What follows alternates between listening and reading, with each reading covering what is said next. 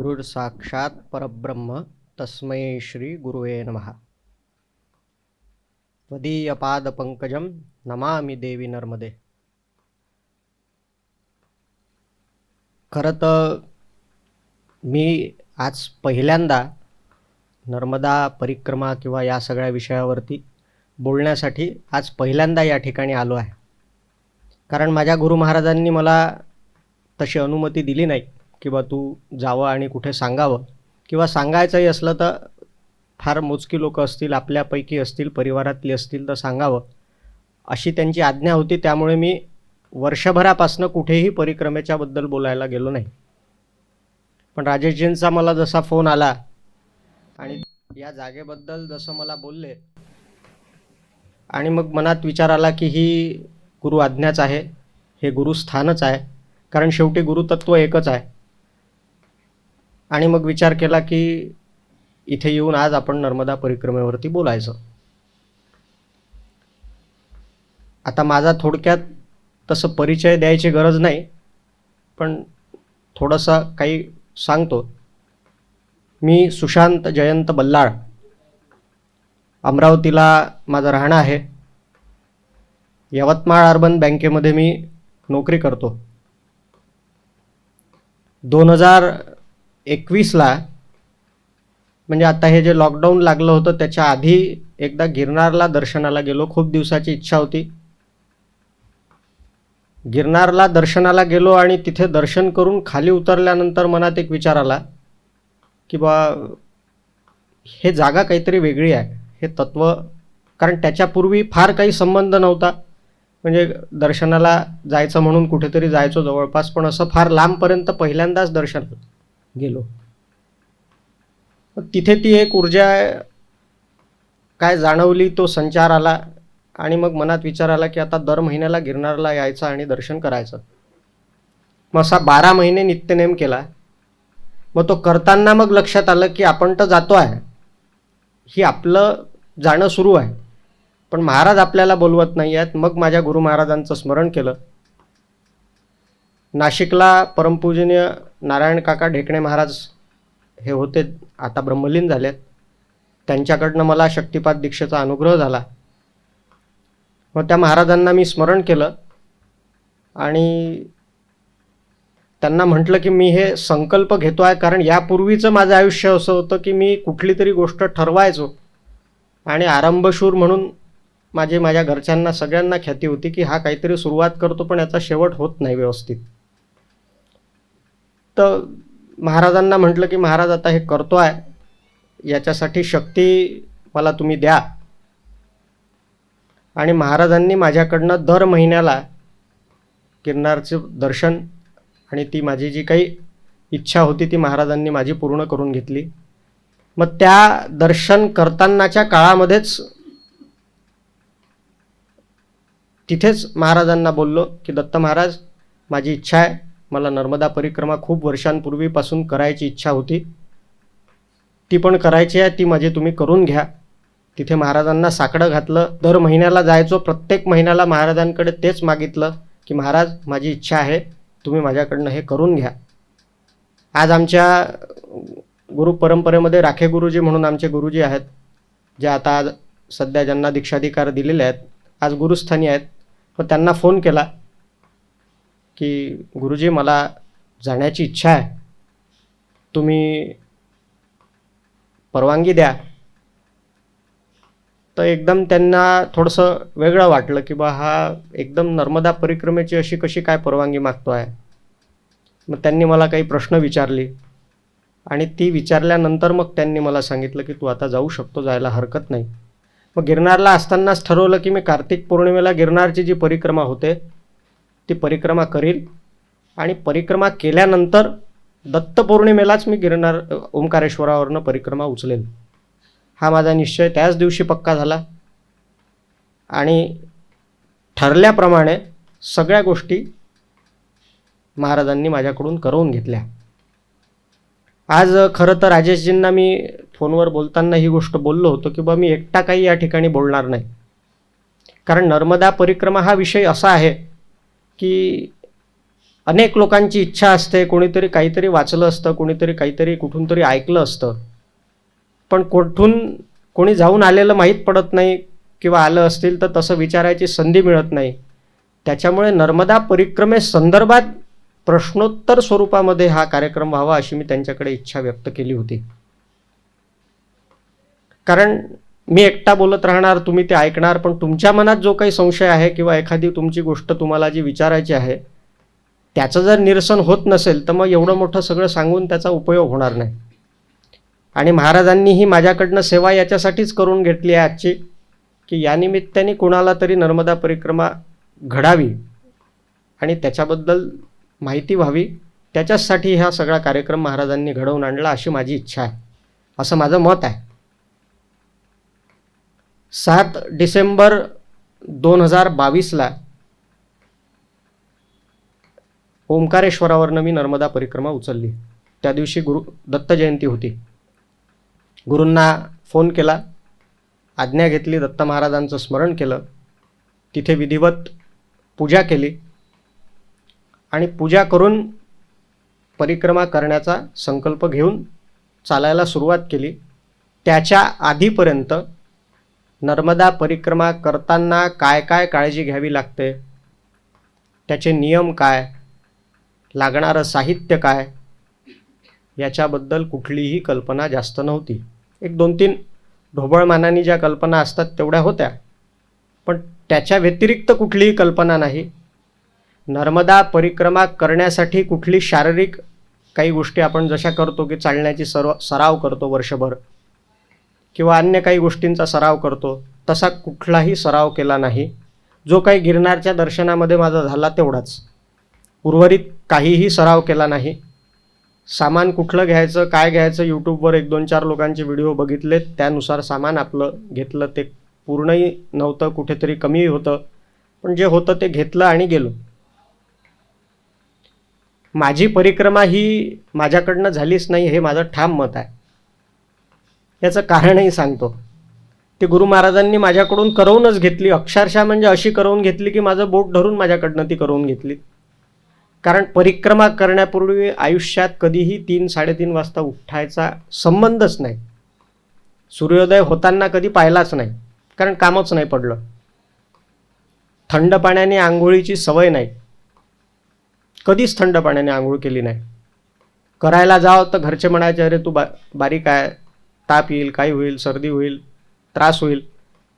त्याच्यामुळे कधीही आयुष्यात थंड पाण्याचा आंघोळीचा सवय नाही. आणि नर्मदा परिक्रमा करण्यातली सगळ्यात मोठी अडचण होती की मला स्वयंपाकातलं काहीही करता येत नाही. कारण अनेक आश्रम असे आहेत की जिथे तुम्हाला बनी बनाई मिळत नाही. बनी बनाई हा शब्द असा आहे की बनवलेलं भोजन तिथे मिळतं, जिथे मिळतं ज्या आश्रमामध्ये तिथे बनी बनाई म्हणतात. काही काही आश्रम असे आहेत की जे आजही आश्रम परंपरेला धरून चालणारे आहेत.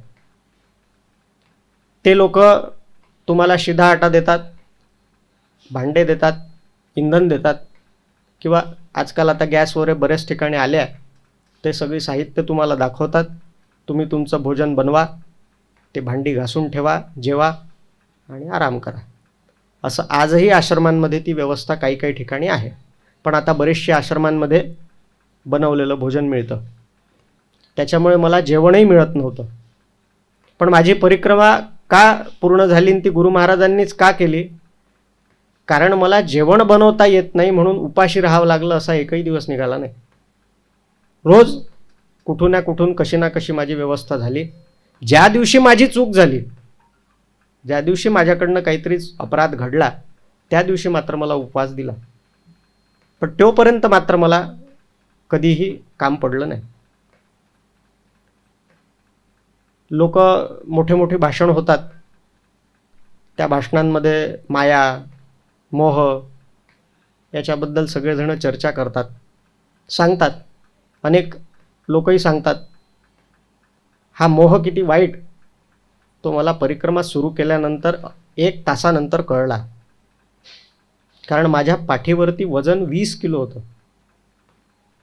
थंडी आहे म्हणून कानटोपरं घेऊ दे, हात मोजे घेऊ दे, ते इनर होतं, धोतर होतं, बाकी साहित्य, झोपायसाठी स्लिपिंग बॅग, ह्या सगळ्या वस्तू तिथे जमा केल्या. त्याचं वजन 20 किलो झालं आणि त्याचा परिणाम असा झाला की मी पहिल्या दिवशी फक्त 8च किलोमीटर चालू शकलो. त्याच्या पुढे माझ्याकडनं चालणंच झालं नाही. आणि ज्या ठिकाणी थांबलो तिथे म्हणजे परीक्षा बघा किती मैयाची कठीण, असा उघडा पोर्चच होता फक्त झोपायसाठी. सगळीकडून खेळती हवा, थंडगार. आणि म्हटलं भगवंता आज काही खरं नाही. कारण उघड्यावर पहिल्यांदाच झोपायची वेळ, त्याच्यात थंडी म्हणाल तर प्रचंड. म्हणजे रात्र कशी निघाली हे कळलंच नाही. इतकी भयंकर थंडी होती की असं अक्षरशः कुडकुडत आम्ही त्या ठिकाणी झोपलो. कारण सामानामध्ये पांघरूण म्हणून माझ्याजवळ काहीच नव्हतं अंगावर घेण्यासाठी. जी काही स्लिपिंग बॅग होती तेवढीच. हे तर एक दिव्य रात्रीचं पार केलं. पण जेव्हा लक्षात आलं की आता आपल्याला आंघोळ करायची आहे आणि ते टाक्यात जमा असलेल्या थंडगार पाण्यामध्ये आंघोळ करायची आहे, तेव्हा मात्र मग धाबं दणाणलं की बा आता काही हे आपल्याकडनं होणार नाही. पण कुठून काय आतून आलं, डायरेक्ट कपडे काढलेत, सरळ टाक्यापाशी गेलो.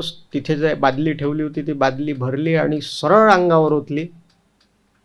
त्याच्यानंतर मी जो फ्रेश झालो, जो काही एकदम माझ्यामध्ये म्हणजे काल रात्रीचा झोपल्यानंतर जो काही थकवा, क्षीण सगळं जे आलं होतं ते क्षणार्धात नाहीसं झालं. आणि मला असं जाणवलंच नाही की मी काल रात्री 8 किलोमीटर एवढं वजन घेऊन चाललो आणि मला इतका काही त्रास झाला रात्री, हे मला थोड्या वेळानंतर 1 मिनिटही जाणवलं नाही. असं करत करत नर्मदा परिक्रमेला माझी सुरुवात झाली. म्हणजे त्याला आता एक शब्दही जोडू शकतो आपण, दरमजल करत, मजल दरमजल करत, अशा पद्धतीने मी ते परिक्रमेला सुरुवात केली. ठरवून गेलो होतो घरून की कितीही उशीर झाला आणि काही झालं तरी सकाळची संध्या जो काही नित्यनेमी जप संध्येचा सांगितला आहे गायत्रीचा तो करायचा आणि गुरुचरित्राचा एक अध्याय वाचून मग पुढे जायचं. मग तो किती वेळ लागो. गायत्रीचा जप याच्यासाठी की परिक्रमेला जाण्यापूर्वी अमरावतीला झिरीला दत्त मंदिर आहे. थोरल्या स्वामी महाराजांचे जे भाऊ आहेत त्यांनी स्थापन केलेली दत्तमूर्ती आहे. तिथे पोफळी काका आले होते आणि काका महाराजांनी मला सांगितलं की तू जातो आहे, छान आहे, आनंद आहे, तू या एवढ्या कमी वयामध्ये करून राहिला, तर नर्मदेला सर्वात प्रिय ही गायत्री आहे, तर तो तुझा जेवढा जप तुला करता येईल तेवढा त्या काठी तू तेवढा तो जप कर, ज्याचं तुला पुढे फायदा होईल. मग महाराजांची आज्ञा गुरु आज्ञा असं समजलो. आणि घरी कधी माझी संध्या होते कधी होत नाही असं आजही होतं आता आल्यानंतरही. पण तिथे एकही दिवस न चुकता माझी दोन्ही वेळेला संध्या झाली. जी काही उपासना होती ती झाली. कारण नर्मदा परिक्रमा करताना बऱ्याच वेळेला असं होतं की नर्मदेला फार लांब सोडून आपल्याला लांबून जावं लागतं. म्हणजे कधी कधी असं होतं की 10-10, 15-15 दिवस मैयाचं दर्शनच होत नाही. मग त्या 10-15 दिवसाच्या काळामध्ये ज्या दिवशी आपण संकल्प घेतो त्या संकल्प घेतल्यांना मैयाचं जल आपल्यासोबत आपल्याला घ्यायचं असतं, जे आपल्या उजव्या बाजूला ठेवून आपल्याला परिक्रमा करायची असते. मग जेव्हा मैया आपल्याला दिसत नाही तर ते जल त्याचंच दर्शन घ्यायचं आणि आपण आपली परिक्रमा सुरू ठेवायची असा नियम आहे.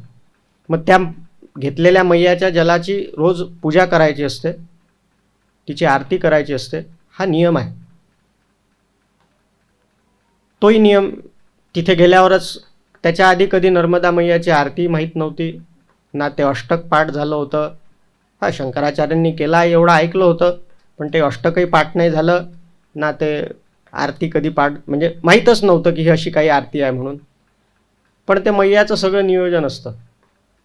एका आश्रमात गेलो, आता ते मोबाईलवर सेव्ह करून ठेवलं फोटो, मग ते आपलं मोबाईलवर पाहून वाचून आरती करायला लागलो.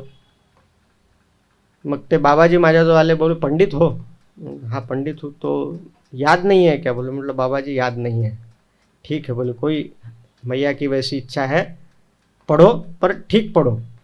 मग ते आतमध्ये गेलेत. त्यांनी मला 2 कागद आणून दिलेत, ज्याच्यावरती नर्मदा मैयाची आरती होती आणि एक अष्टकाचा कागद होता. अभी ये साथ में रखो, इसको देखकर रोज आरती करना. तर ती अशी व्यवस्था मैया कुठल्या ना कुठल्या स्वरूपामध्ये लावते. तिसऱ्याच दिवशी तेली भटाणला पोचलो. ज्या तेली भटाणला संत सियाराम बाबा म्हणून एक मोठे सिद्ध संत आहेत. आज नर्मदा खंडामध्ये सगळ्यात पुरातन म्हणजे जुने आणि ज्येष्ठ संत म्हणून आज त्यांची गणना आहे. जवळपास असं सांगतात की त्यांच्याबद्दल की म्हणजे तुम्ही कधी ओंकारेश्वराला जर कोणी आपल्यापैकी गेलं तर त्यांचं दर्शन घेण्यासाठी मात्र जरूर सगळ्यांनी जावं, ही आग्रहाची सगळ्यांना विनंती करतो. आज 104 वय आहे त्यांचं, अजूनही त्यांना चष्मा लागलेला नाही आहे. रामचरितमानस मुखोद्गत आहे आणि 2 मिनिटासाठी त्यांच्याकडे बघितल्यावर असा भास होतो की आपण हनुमंताचं दर्शन नाही करताय बा. इतकं समर्पण आहे त्यांचं रामाबद्दल. प्रचंड सिद्ध संत आहेत, पण परिक्रमावासींवर विशेष लोभ आहे त्यांचा. येणाऱ्या प्रत्येक परिक्रमावासीला एक स्टीलची वाटी, त्या वाटीमध्ये तूप, वातीचं एक पाकिट, उदबत्तीचं पाकिट, माचीस आणि स्वतःच्या हाताने बनवलेला चहा आणि बिस्किट हे मिळतं. हे सगळ्यांना नाही मिळत, पण जो पायी परिक्रमावासी आहे त्याला हा प्रसाद मिळतो. असा प्रसाद अनेक ठिकाणी अनेक वेगवेगळ्या माध्यमातून मिळाला. आता फार गावांची नावं आणि हे तीर्थांची वर्णनं अशी नाही सांगत, पण काही मोजकी ठिकाणं आहेत ज्याची नावं सांगतो, कारण खूप सांगत बसलो तर ते तुम्हालाही लक्षात राहणार नाही आणि त्याचा काही आनंद येणार नाही. सगळ्यात सुंदर घटना घडली आयुष्यामधली ती म्हणजे भालोदला. भालोद हे नकाशावरती दिसणारं गाव म्हणून नाही आहे. भालोदची कथा फार सुंदर आहे. प्रतापे महाराज म्हणून तिथे नर्मदा परिक्रमा ज्यांनी केली, मग ते केल्यानंतर त्यांना भालोद ह्या गावी ते स्थायिक झाले. आता त्यांनी तिथे दत्त मंदिर बांधलं आहे आणि ही प्रसादात मिळालेली दत्त मूर्ती आहे. अतिशय सुंदर, आणि मला असं वाटते की ती एकमेव अशी मूर्ती आहे की जिच्या पाठीमागे कुंडलिनीचे सप्तचक्र काढलेली आहे. अशी एकमेव मूर्ती आहे, काळ्या पाषाणातली आहे, सुंदर मूर्ती आहे. त्याची पूजा अर्चना आणि त्या भागामध्ये जे काही सामाजिक काम चालतं आणि नर्मदा परिक्रमावासींची जी काही सेवा चालते ती सेवा ते त्या तिथे राहून करतात. बघा म्हणजे मैयाची किती बारीक लक्ष असतं परिक्रमा करणाऱ्यावरती. मला त्याचा अनुभव तिथे मिळाला. मी गेलो, माझी खूप इच्छा होती की, कारण पहिलं दत्तस्थान मला ओंकारेश्वरावरनं सुरू केल्यानंतर तेच मिळालं आणि इच्छा अशी होती की इथे 3 दिवसाचं गुरुचरित्राचं पारायण करायचं. आणि अट्टाहास माझा खूप होता. मी त्या दिवशी पहिल्यांदा नियम मोडला. परिक्रमेमध्ये हा नियम आहे की सूर्योदयापूर्वी चालायचं नाही आणि सूर्यास्तानंतर म्हणजे सूर्योदयापूर्वी चालणं सुरू करायचं नाही आणि सूर्यास्तानंतर चालणं सुरू ठेवायचं नाही, म्हणजे बंद करायचं. सूर्योदय ते सूर्यास्त हाच परिक्रमेत चालण्याचा कालावधी आहे. आता बाहेरच्या जगात वावरत असल्यामुळे प्रश्न फार. मग असेच एक महाराज भेटलेत, त्यांना विचारलं की म्हटलं महाराज हे असं का हो की बा सूर्योदयाला सुरू करायचं आणि सूर्यास्ताच्या आधी थांबायचं,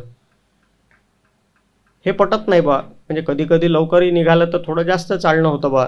हे आपले सामान्य मनात येणारे प्रश्न. त्याच्यावर महाराजांनी मला उत्तर दिलं की तुझं म्हणणं बरोबर आहे, पण तू परिक्रमा करून राहिला हे कोणाला माहिती आहे? म्हटलं माझ्या घरच्यांना माहिती आहे, नर्मदा मैयाला माहिती आहे आणि गुरु महाराजांना माहिती आहे. बरोबर आहे म्हणे.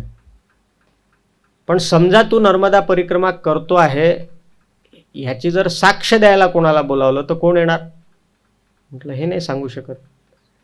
तो सूर्यनारायण तू परिक्रमा केली की नाही ही देणारी साक्ष देण्यासाठी तो साक्षीदार आहे म्हणे. तर तो उगवत नाही त्याच्या आधी तू चालणं कसं सुरू करणार? म्हटलं हो. त्या दिवसापासून सूर्योदयापूर्वी तसंही कधी गेलो नाही, कारण निघायलाच मला 8-9 वाजायचेत. कारण एक अध्याय वाचून मग सगळं करून निघेस्तोवर मला 9 वगैरे आश्रमातनं निघायलाच व्हायचे. निघण्यापूर्वी आश्रमात जी काही व्यवस्था आहे ती व्यवस्थित करायची. आपण ज्या ठिकाणी झोपलो ती जागा झाडून घ्यायची. जे काही काम आपल्या नशिबात वाट्याला आलं ते करायचं आणि तिथून पुढे निघायचं. तर बालोदला मी पोचलो. त्या दिवस पहिला दिवस असा झाला की मी त्या आश्रमामध्ये रात्री 8 वाजता पोचलो बालोदला. हट्ट केला. मला एका महाराजांनी आधीच्या आश्रमात थांबवून घेतलं. आप रुक जाओ. म्हटलं महाराज जी मेरी इच्छा है और मुझे 3 दिन वहाँ अनुष्ठान करना है, तो मैं आज अगर शाम में पहुँच जाऊँ तो मैं कल से अनुष्ठान के लिए वहाँ बैठ पाऊँगा. पण मैयाची इच्छा नव्हती.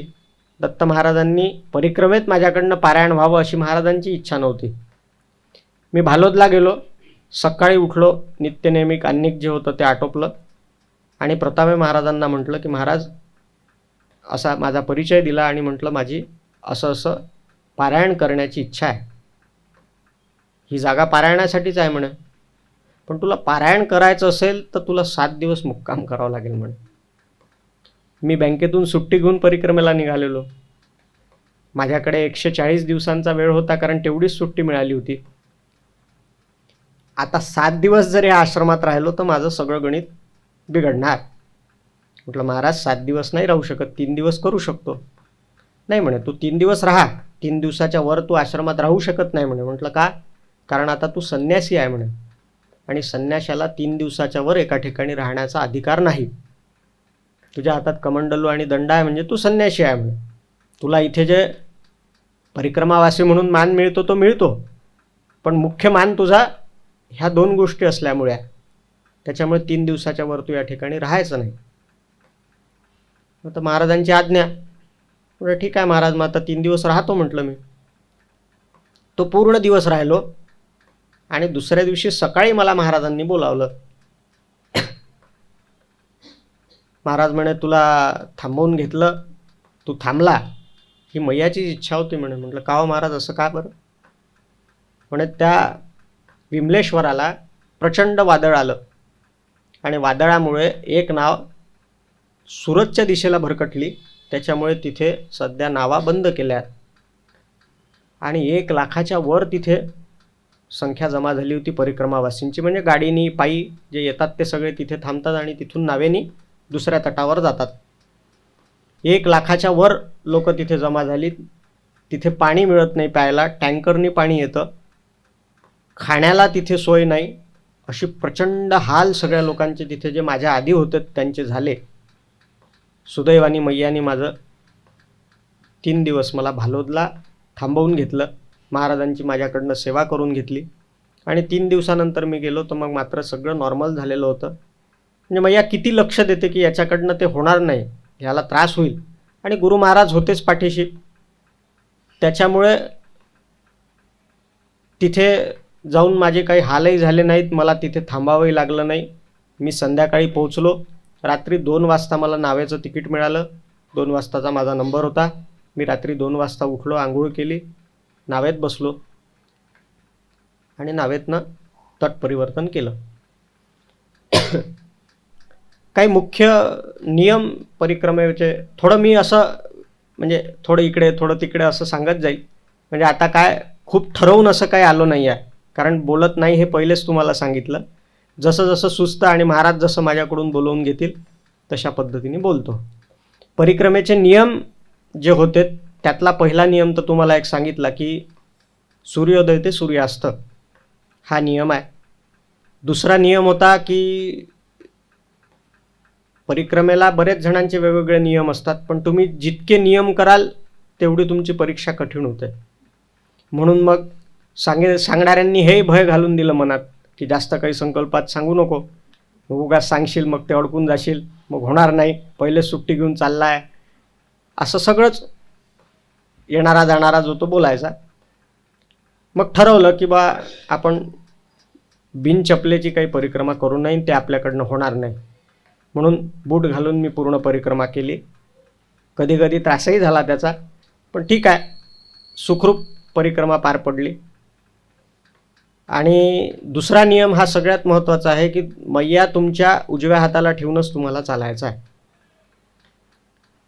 तिसरा नियम आहे की तुमची आरती रोज झाली पाहिजे, सकाळ संध्याकाळ. काही मुख्य नियम असे आहेत की आता आपल्यापैकी जर कोणी गेलं किंवा आपल्या परिचित जर कोणी गेलं तर त्यांना हा नियम किंवा ही गोष्ट जरूर सांगा की नांदी श्राद्ध करून मगच परिक्रमेचा संकल्प घेऊन निघायचं. कारण बऱ्याच वेळा काही अघटित घटना घडते, काही होतं, त्याच्यामुळे परिक्रमा थांबवावी लागत नाही.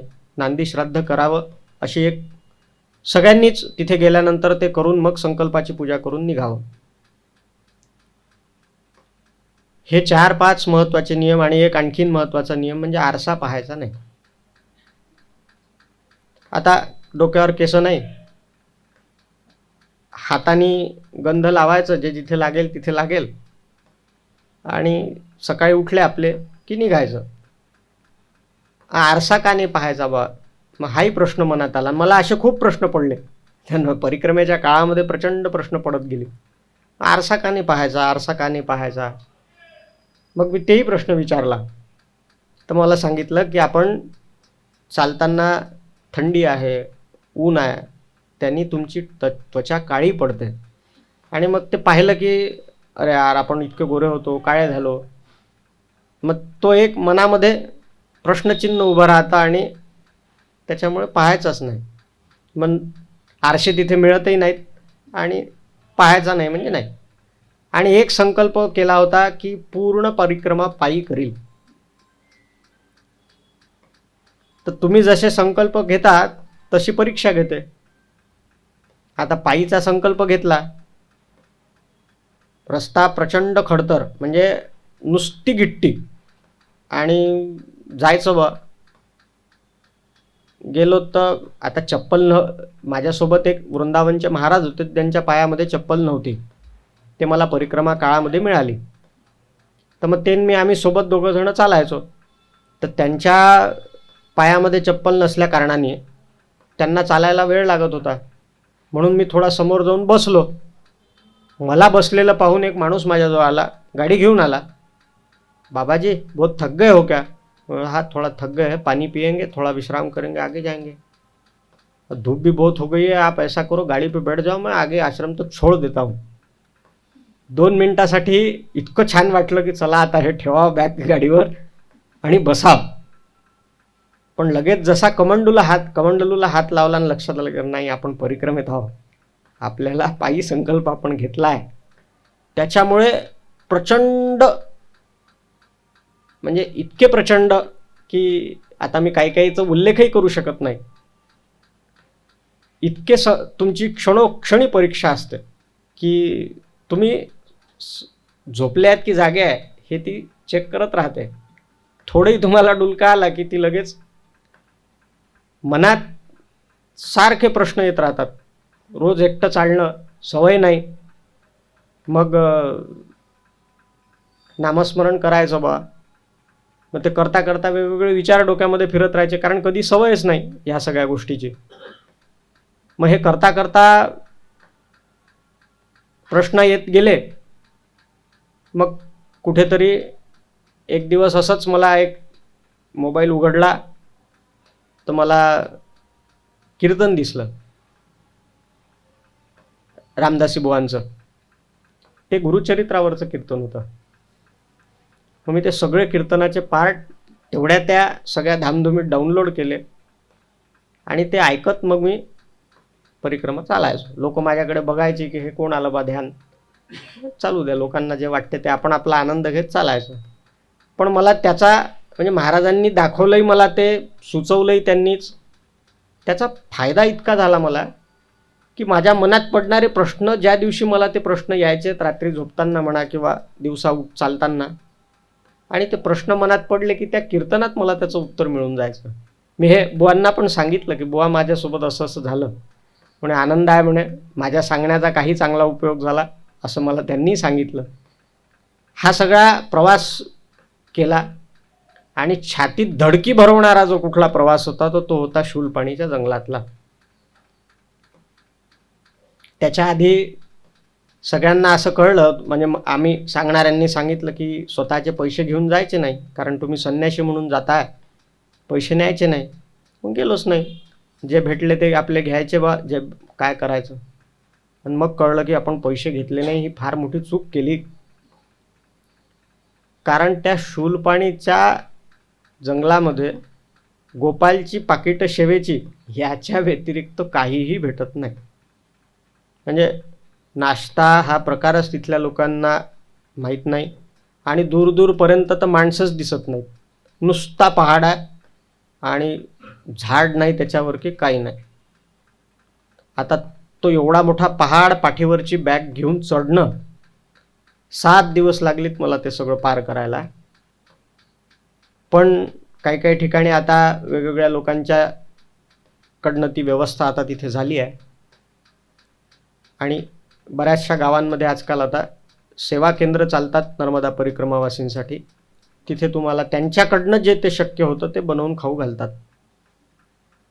पण तयारी, बरं त्याच्यात माझा पुन्हा प्रश्न हा होता की मी कधीच भात खात नव्हतो, आणि मला 7 दिवसापैकी 6 दिवस रोज सकाळ संध्याकाळ फक्त खिचडी खायला मिळायची, कारण दुसरं काही मिळालं नाही. एखाद्या दिवशी फार छान जिथे काही असेल तर तिथे भाजीपोळी मिळाली तर मिळाली, किंवा भात आणि भाजी असं मिळायचं. पोळी हा प्रकारच तिथे नाही.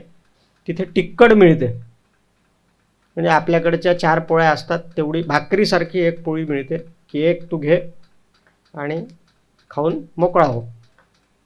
चावता चावता मुश्किल होऊन जाते, इतकी भयंकर टिक्कड असते ती.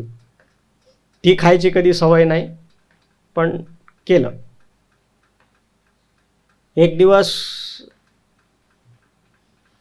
परिक्रमा करता करता चाललो होतो, ते एका माताजींनी मला आवाज दिला, बाबाजी आव ना. तिथे परिक्रमावासींना सगळ्यांना माणसांना बाबाजी म्हणतात आणि मातांना माताजी म्हणतात.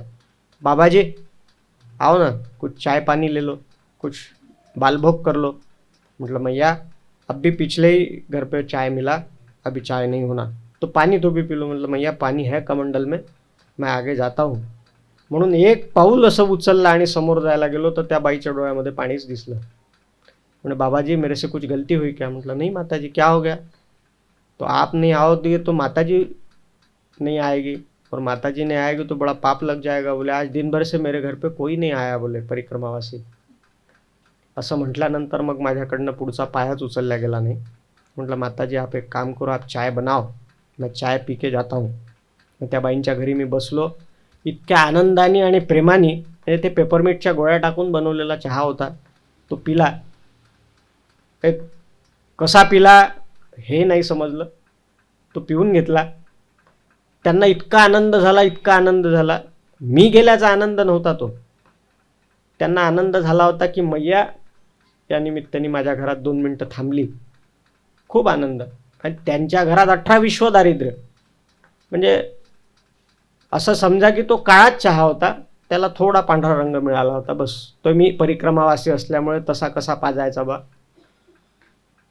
मग त्या दिवशी ठरवून टाकलं की आता दिवसातनं 50 कप चहा मिळाला तर चहा प्यायचा, पण नाही म्हणायचं नाही. मग जितक्या वेळा मला ज्यांनी चहासाठी बोलावलं तितक्या वेळा मी चहा पिला. पूर्ण आयुष्यात जितकी बिस्किटं खाल्ली नाहीत तेवढी सगळी बिस्किटं त्या 4 महिन्यात खाऊन टाकली. बिस्किट आणि चहा हेच खाद्य मुख्य, आणि मिळालं तर फार एखाद्या ठिकाणी मुरमुऱ्याचा चिवडा.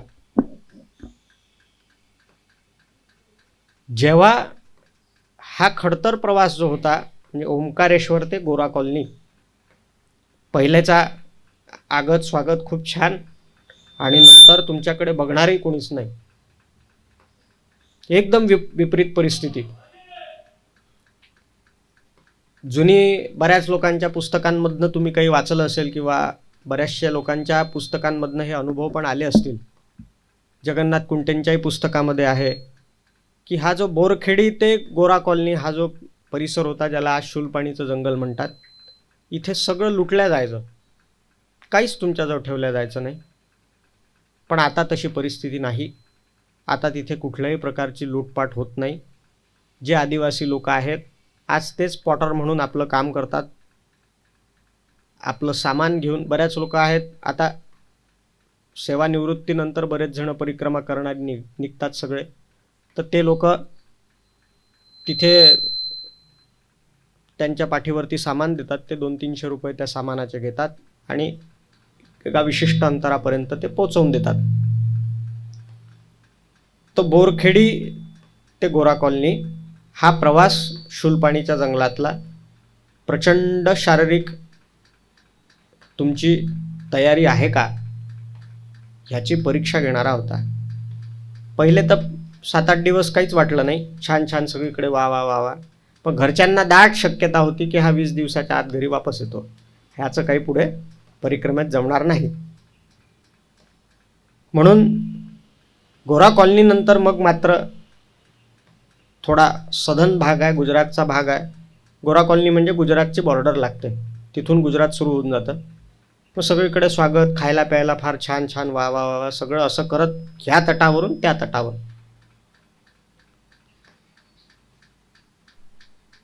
त्याही तटाचा बराचसा भाग पार केला, महेश्वरला आलो. त्याच्या मधात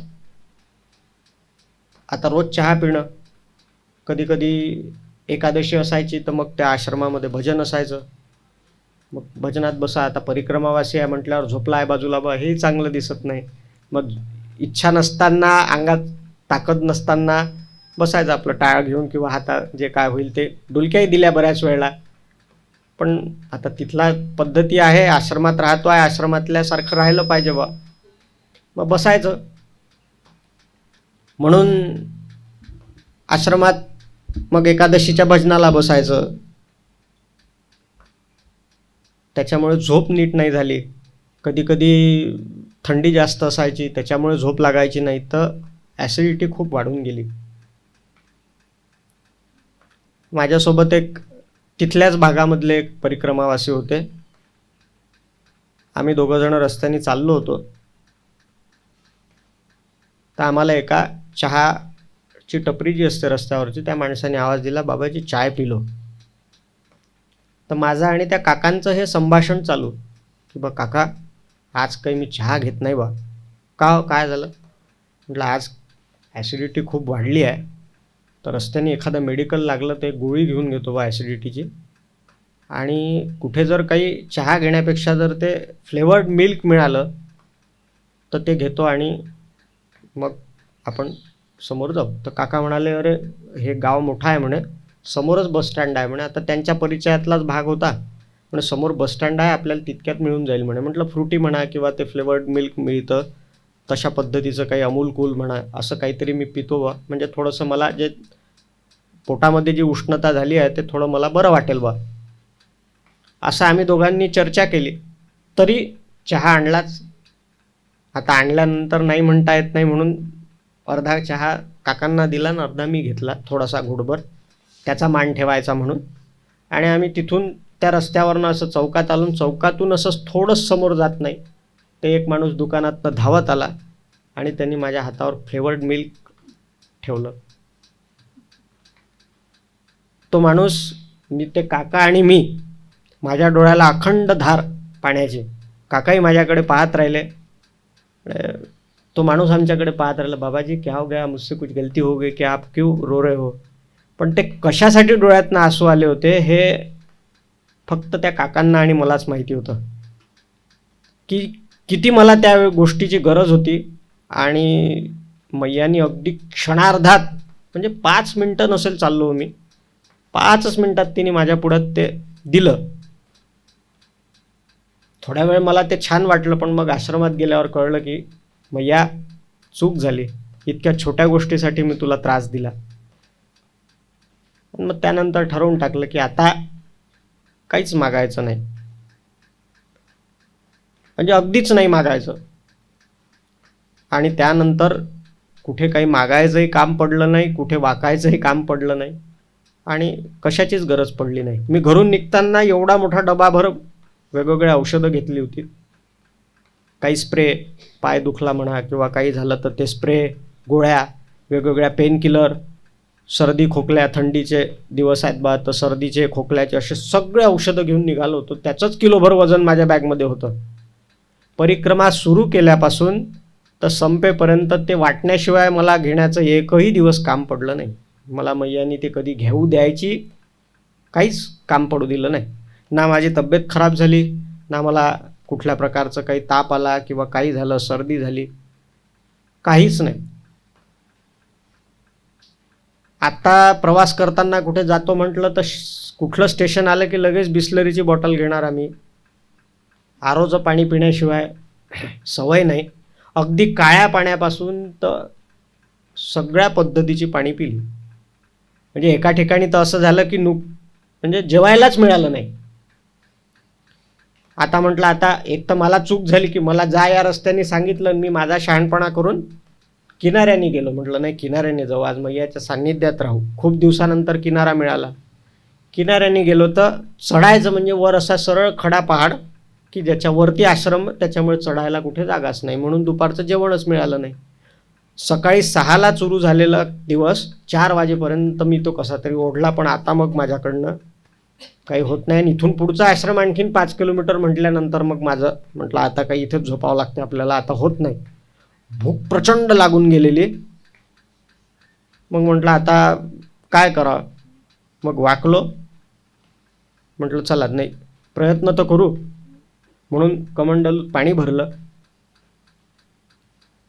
पाणी भरलं, जास्त झालं म्हणून थोडं पाणी पिलं.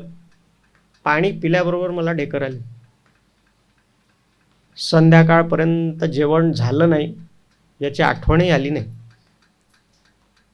इतकी ती तुमच्या सोबत असते क्षणोक्षणी.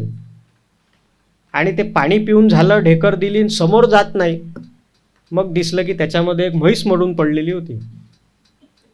तेच पाणी समोर इकडे वाहत आलेलं होतं. मी तेच पाणी उचललं आणि पिलं, पण कुठे मला डिसेंट्री झाली नाही की काहीच झालं नाही. तिची इच्छाच इतकी प्रखर असते, पण तिचं नियोजन पक्क झालेलं असतं की कोणी कुठून किती वाजता निघायचं, कोण कुठल्या आश्रमात आज दुपारी बालभोग घेईल, कोण कुठल्या आश्रमात जेवील, कोण कुठल्या आश्रमात झोपील, हे तिचं नियोजन झालेलं असतं. तुम्ही तिथे ठरवणारे कोणी नाही, याचाही अनुभव घेतला. मला एकाने PDF स्वरूपामध्ये चार्ट दिला की हा अशा अशा पद्धतीने आश्रम आहेत, इतक्या इतक्या किलोमीटरवर गाव आहे. मग रोज सकाळी उठलं, माझं पोथी वाचून झाली की मी आपला तो चार्ट काढायचो. आज इथून निघायचं, 35 किलोमीटर जाऊन थांबायचं. मग ते आश्रम कोणता लागतो, मग या आश्रमात दुपारचं जेवण करायचं आणि या आश्रमात संध्याकाळचा मुक्काम. असं सकाळी खूप ठरवून निघायचं. संध्याकाळी रोज पाहायचं तर 20च किलोमीटर, ठरवायचं 35, झालेलं 20. असं एक दिवस झालं. दुसऱ्या दिवशी झालं, नाही नाही काल नाही झालं, ठीक आहे आज आता 35 किलोमीटर जाऊ. दुसऱ्या दिवशी नाही. असं 7 दिवस सलग. मग लक्षात आलं की नाही, आता आपली गडबड झाली. मैया चुकलं. सकाळी पूजा झाली, तिला सांगितलं मैया चुकलं, रोज मी ठरवलं, आता मला कळलं की मी ठरवणारा कोणी नाही. त्या दिवशी बॅग उचलून मी 38 किलोमीटर चाललो. मग ठरवून टाकलं. मग जेव्हा मी चालायला लागलो, मग माझ्या घरच्यांनाही विश्वास आला की नाही आता हा करतो आहे, आता याचं होईल. मग बँकेतनं पत्र आलं घरी. 90 दिवसाची पगारी सुट्टी मिळाली होती, ती संपली. आता पत्र आलं की बा त्वरित हजर व्हा, नाही तर आपल्यावर कार्यालयीन हे कर. घरून फोन आला की तसं असं तुझं पत्र आलं आहे, आता काय करायचं. म्हटलं आता जेवढं होते तेवढं करतो बा, नाही झालं तर मग बसनी करतो. बाबांनी मला तिथून मग धीर दिला माझ्या की नाही तू काही काळजी करू नको, पुढचं पुढे आपण बघून घेऊ. तू आता पायी करून राहिला, पायी कर. असं करत करत माझा प्रवास सुरू झाला. पण फार वाईट वाटलं आणि काही वेगवेगळे अनुभव पण आले. जसा हा शूलपाणीचा भाग आहे तसाच उत्तर तटाला लक्कडकोट झाडी म्हणून भाग आहे. इथला प्रसंग तर माझ्या आयुष्याचा म्हणजे कधी मी तो घेतला असेल की नाही, म्हणजे कोणाला येईल की नाही माहीत नाही. चालून थकलो, डोंगराच्या अगदी टोकावर होतो आणि आता इथून पुढचं गाव 8 किलोमीटर खालीन. संध्याकाळचे 5 वाजले होते आणि नॉर्मल माणसाची चालण्याची स्पीड असते एका तासाला 4 किलोमीटर आणि एखादा फारच उंच असेल ज्याचे पाय थोडे मोठे असतील तर तो तासाला 5 किलोमीटर. म्हटलं आता आपण 5 वाजल्यात, 6 वाजता सूर्यास्त होईल आणि हे गाव आहे म्हटलं 8 किलोमीटर, म्हणजे आपल्याला जाईपर्यंत संध्याकाळ होईल. मग ते वृंदावनचे महाराज आणि मी, आम्ही दोघं जण होतो. पण एक काम करते, यहाँ मंदिर दिख रहा है शंकर जी का, भोले बाबा का, तो यहाँ पूछते हैं कि रुकने की व्यवस्था होगी क्या. म्हणून त्या मंदिरात गेलो. मंदिर म्हणजे काय की 3 बाजूनी भिंती, वरतून आपलं कळस आणि भोले बाबा आपले उघडे बसले आहेत मंदिरात. मंदिरात पाहिलं म्हटलं हे तर कठीण आहे. पाऊस पडलेला होता नुकताच त्या भागामध्ये, त्याच्यामुळे थंडी प्रचंड, वारं पण थंडगार. म्हणून मग त्याच्या बाजूला असलेल्या एका आदिवासी कुटुंबाकडे आम्ही गेलो. म्हटलं बाबाजी नर्मदे हर. तो बोले बाबाजी तो है नहीं. एक मुलगी समोर आली. बाबाजी तो है नहीं बोले घर पे. मतलब मैया जी हम अभी आगे ते गांव तक नहीं पहुंच पाएंगे, तो आम्हाला आता इथे राहायचं आहे बा. तो बोले रहना तो अभी नहीं बोल सकते क्योंकि हमारे पिताजी नहीं है बोले घर, तो आप मंदिर में आसन लगा लो. आसन लावणं म्हणजे की बा संध्याकाळी तुम्ही तुमचं आसन तिथे लावायचं, तिथेच मैयाची पूजा करायची मैयाला, आणि मग सकाळी मैयाची पूजा करून तिला बॅगमध्ये ठेवताना तुमचं आसन उठलं, अशा पद्धतीचा तो समज आहे. आप मंदिर में आसन लगा लो बोले. मंदिरात दोनही माणसं झोपू शकणार नाहीत, म्हणजे मी जर असं इकडे पाय केले तर त्यांचे पाय माझ्या पायावर येतील, इतकीशीच जागा. तो म्हटलं मैया जी मंदिर में हम 2 लोग कैसे सो पाएंगे, नहीं हो पाएगा. तो अच्छा कोई गडबड नहीं बोले, एक काम करो आप बैठो बोले. आम्हाला बसवलं आणि चहा, आप चाय पानी ले लो बोले, तब तक हमारे पिताजी आएंगे तो हम सोचते हैं बोले क्या करना. तो मग ठीक आहे म्हटलं आप चहा तर घेऊन घेऊ. म्हणजे तेवढंच चहा घेतला. म्हटलं मैया जी आप सोच लो, हम चाय पी के हमारा जो शाम का जो कार्यक्रम है वो करते हैं. ठीक आहे बोले. त्यांनी चहा पाजला, आम्ही चहा घेतला दोघांनी. मग आता आम्ही बॅगा उचलणार, तर त्या मुलीने आम्हाला म्हटलं की बाबाजी आप यही कोने में आसन लगा लो बोले घर में. घर म्हणजे काय तर ताट्यांचं बांधलेली भिंत, त्याला शेणाने सारवलेलं आणि वरूनही असं म्हणजे एकदम जुन्या पद्धतीचे घरं असतात जसे शेणा मातीचे सारवलेले, तशा पद्धतीची त्यांची ती एक झोपडी. घर नाही म्हणता येणार, झोपडी. तिथे एका कोपऱ्यामध्ये आम्हाला राहायसाठी म्हणून त्यांनी सांगितलं की आप ह्या आसन लगा लो बोले. ठीक आहे. आम्ही त्यांच्या घरी आपलं हातपाय धुतले, संध्या केली, जेवायला बसलो तर मी कधीही खाल्ली नाही अशी मक्याची भाकरी त्या दिवशी मला पहिल्यांदा तिथे खायला मिळाली. छान मोठी एवढी पिवळ्या रंगाची अशी मोठी भाकर आम्हाला त्यांनी वाढली आणि अगदी म्हणजे आता तो मैयाचा प्रसादच म्हणा, तो अगदी चविष्ट, म्हणजे खाल्लंच नव्हतं कधी असं. ते खाल्लं आणि इतकं छान जेवायला मिळाल्यानंतर थोडंसं जास्तच जेवलो. झोपही चांगली लागली, कारण हवा नाही, थंडी नाही, काही कशाचा त्रास नाही झाला. त्यांनी त्यांच्या घरातली पांघरूणही दिली, पण म्हटलं मैया जी वो नहीं होना हमको, ये हमारा हमारे साथ है जो हम उसमें कर लेंगे. रात्री मला जाग आली. मी थोडं उठून त्या स्लिपिंग बॅगमधनं असं कासव जसा तोंड बाहेर काढतो तसं आपलं तोंड बाहेर काढलं. बाहेर पाहतो तर खोलीत आम्ही दोघांशिवाय तिसरं कोणीच नाही. म्हटलं बा हे आत्ता बोलले तर आपल्याशी 2 लोक हे बोलली, तिची आई आणि ती पोरगी, असे 2च जण घरात होते. पोरगी तरुण होती, म्हणजे साधारण 10व्या 11व्या वर्गाची असेल अशी एवढी पोरगी होती. म्हटलं हे रात्री बोलले आपल्यासोबत, कुठे गेले? मग विचार केला की बा ठीक आहे, आपण 2 माणसं बाहेरचे आलेले कुठले आहेत बा, म्हणून आपल्या इथे न झोपता बा कदाचित ते स्वयंपाक खोलीत बाजूलाच एक दुसरी छोटीशी झोपडी सदृश्य जागा होती, हे त्या स्वयंपाक खोलीत झोपले असतील बा, असं म्हणून मी परत आपलं पांघरून घेतलं आणि झोपून गेलो. सकाळी 4ला उठलो आंघोळ करायला म्हणून बोरवेलवर गेलो. जाताना मला मग लक्षात आलं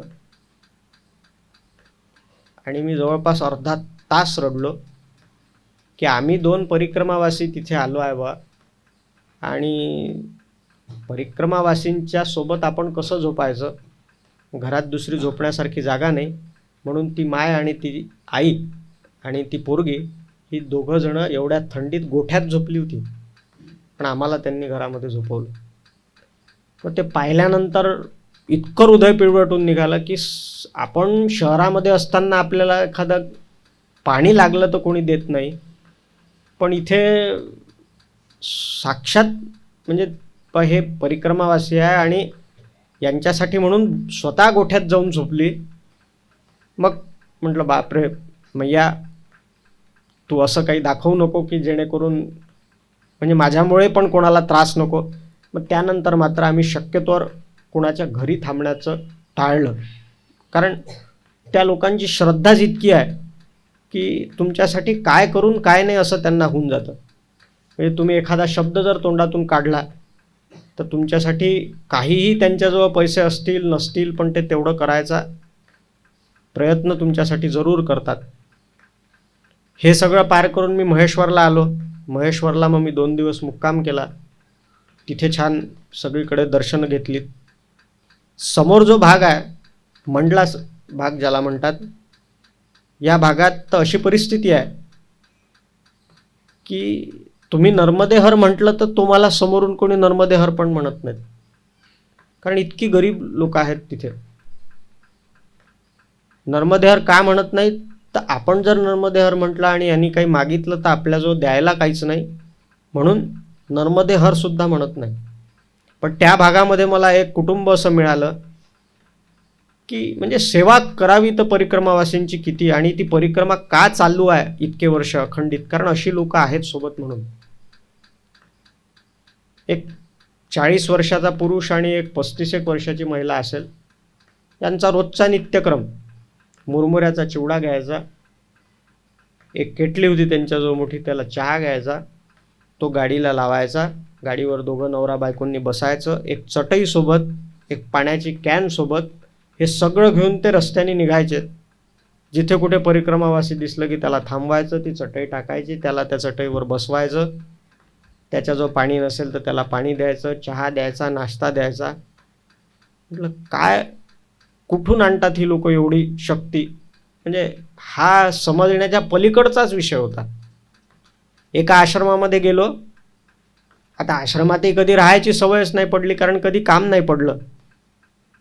त्या आश्रमात राहायला गेल्यावर कळलं की इथे 55 वर्ष झालीत अखंड रामनाम सुरू आहे म्हणून. आणि ज्या वेळेला रामाच्या मूर्तीचं दर्शन घेतलं, विचारच नाही कुठला मनामध्ये, इतकं पावित्र्य त्या जागेवरती. अखंड रामनाम 55 वर्ष झालेत. तिथे एक 20-22 माणसं त्याच्यासाठी आहेत, फक्त त्याच्यासाठी, की ते 2-2 तास तबला पेटी सगळ्या सहित सुरात रामनाम 24 तास सुरू असतं. आणि स्वतःसाठी नाही तर पूर्ण परिक्रमावासी जे येतात त्यांनाही त्याचा आनंद. त्या महाराजांनी किती म्हणजे समर्पित असावं. जेवणं खावणं आमची झाल्यानंतर आम्ही सगळेजण रूममध्ये झोपलो होतो, तर प्रत्येकाच्या पायाशी येऊन बसलेत ते महाराज. आणि महंत सिद्ध पुरुष, म्हणजे असंही नाही की बा कोणी साधे सुधे. बाबाजी कुछ पैर दुख रहे क्या आपके, कुछ तकलीफ हो रही क्या? तर काही काही म्हातारे लोक असायचे, हा बाबाजी. आता त्यांना कोण हे महंत आहेत का काय हे माहीत नाही. हा बाबाजी थोडे, कोई दिक्कत नाही. स्वतः तेल घेऊन आलेत, प्रत्येकाच्या पायाला तेल लावून दिलं, सगळ्यांची सेवा. एकही परिक्रमावासीची सेवा केली नाही असं त्यांनी झालं नाही. सगळ्यांना विचारलं. दुसऱ्या दिवशी सकाळी 6 वाजता ते पुन्हा आलेत. आप सभी से नम्र निवेदन है बोले कि आप बिना भोजन पाए यहाँ से जाना नहीं बोले. मग लोकांचं कलकल सुरू झाली. अरे महाराज जी, इतने सुबह कैसे भोजन मिलेगा, भोजन के लिए 12 बजे तक रुकना पड़ेगा। तो बोले आप भोजन पाके यहाँ से जाइए बोले, क्योंकि यहाँ से 35 किलोमीटर तक आगे आपको कहीं भोजन की व्यवस्था नहीं मिलेगी बोले, इसलिए आप भोजन पाके जाओ बोले। तर काही लोक होती ते निघून गेली। महाराज जी माझ्याजवळ आले, बाबाजी आप, मतलब बाबाजी मेरा जब तक होता नहीं तब तक मुझे 8-9 बजेगा, तो मैं उसके बाद निकलूँगा, तो आप भोजन पाके जाइए बोले। हमारा भोजन 8 बजे महाराज जी को, राम भगवान को हमारा भोग लग जाता है बोले, आप 8 बजे भोजन हमारा तैयार हो जाएगा बोले, आप 8 बजे भोजन के लिए आ जाओ बोले। ठीक आहे म्हटलं, बाप आता तसंही 8 आपल्याला वाजणारच आहेत म्हटलं, मग जेवण करूनच जाऊ। ताटावर बसलो तर पानात पनीरची भाजी, पोळी एकदम शुद्ध तुपातली, म्हणजे घरी नाही खाल्ली कधी। म्हटलं मैया काय लीला आहे तुझी, संध्याकाळपर्यंत तिने जेवू की नको जेवू त्याची व्यवस्था तिने माझी सकाळीच करून दिली। काही काही प्रसंग तर मी सांगू शकत नाही कारण गुरु आज्ञा नाही म्हणून, पण अनेक प्रसंग आहेत की जे डोळ्यात पाणी आणल्याशिवाय राहत नाही। ह्या सगळ्या प्रवासामध्ये मी एकांत अनुभवला, तो बाकी ठिकाणी नाही अनुभवता येत। सगळ्यांनी शक्य होईल तशी, कारण ती कशी करावी हे सांगणारा मी कोणी नाही, कारण तिची इच्छा, तिचा तिथून आदेश निघतो, त्या पद्धतीने सगळ्यांची परिक्रमा होते। ती गाडीने होते, कोणाची पायी होते, कोणाची सायकलनी होते। पण जेव्हा एका महाराजांची मी परिक्रमा बघितली तेव्हा मग लक्षात आलं की हे आपल्या हातातलं कामच नाही आहे। त्यांच्या परिक्रमेला लागणारा कालावधी होता जवळपास 5 वर्षाचा, आणि त्यांची परिक्रमा होती नर्मदेला दंडवत परिक्रमा। मी हादरूनच गेलो की इतका संकल्प कोणी कसाच घेऊ शकतो बा, की ती गादी टाकायची, दंडवत करायचा, त्या हातातलं नारळ समोर ठेवायचं, पुन्हा गादी उचलायची, पुन्हा समोर ठेवायची। हा अर्धा तास मी प्रवास त्यांचा उभं राहून फक्त पाहतच राहिलो, म्हणजे काही शब्दच निघाले नाही। असं 5 किलोमीटर रोज त्यांचं व्हायचं मोठ्या मुश्किलीने। ते झालं की तिथे ते गादी ठेवायची, ते नारळ तिथे ठेवायचं, आणि तिथून पाठीमागच्या गावात परत यायचं, आणि जे सामान आहे ते सामान घेऊन पायी मग तिथे जायचं, आणि मग आपलं अन्निक पूजा मैयाची करायची, आणि नंतर भोजन प्रसादी करून आराम करायचा। म्हटलं या माणसाची हाडं आहेत की नाही, की काय म्हणजे शक्ती असेल। मग लक्षात आलं की इथे पूर्ण समर्पणाशिवाय काही होत नाही।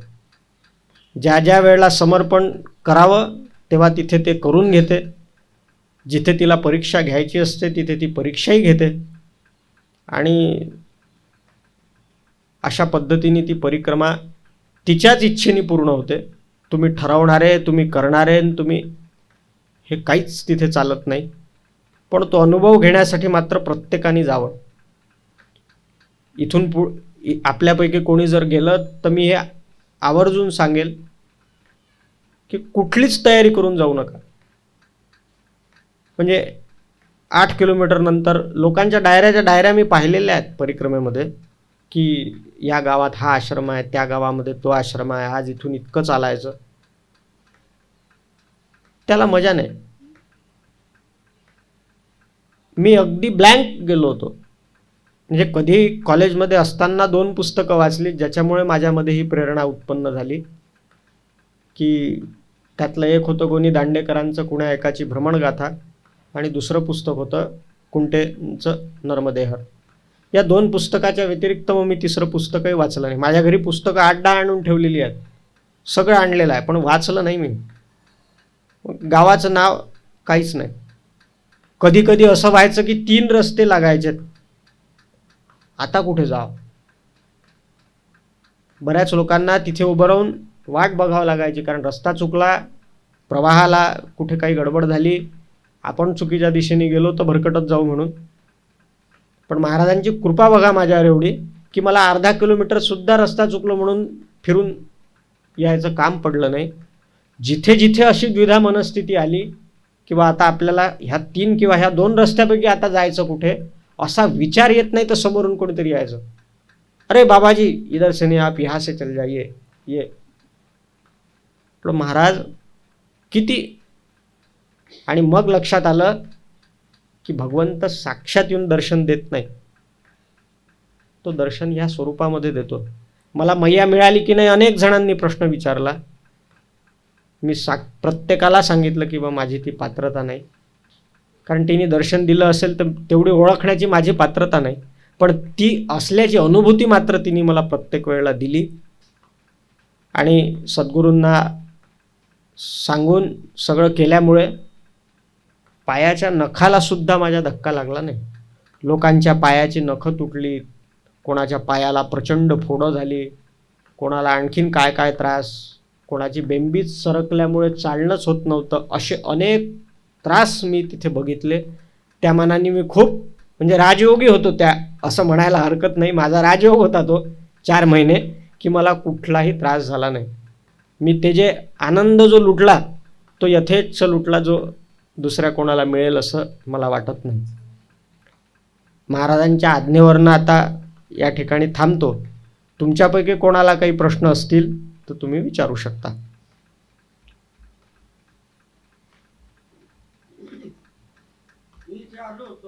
हां, प्रश्न होते माझ्या 3-4 प्रश्न होते. आतापर्यंत जे कथन केलं, जे अनुभव सांगितले, त्यातूनच मला नकळत त्यांचे उत्तर मिळाले. बरेच प्रश्न होते. अच्छा. हो, पण नकळत मिळाले.